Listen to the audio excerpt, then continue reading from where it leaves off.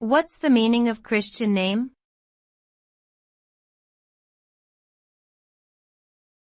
Christian name.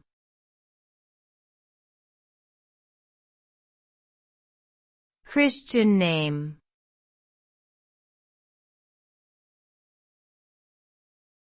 Christian name.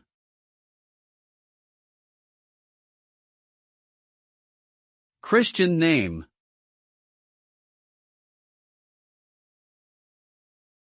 The term Christian name originally referred to the baptismal name given to a person at their christening, which was usually a name recognized by the Christian religion. In modern times, the term Christian name is sometimes used interchangeably with first name or given name.